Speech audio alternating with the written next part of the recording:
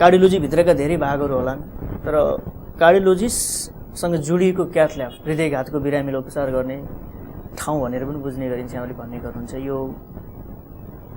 अत्यन्तै संवेदनशील अवस्थामा उपचार गर्ने एउटा कक्ष पनि हो क्यारे। यहीँबाट सुरुवात गरौँ। क्याथ ल्याब भनेको एउटा अब तपाईँले भन्नुभयो एउटा कक्ष, एउटा रुम, अनि यसको फुल चाहिँ क्याथेटराइजेसन ल्याबोरेटरी।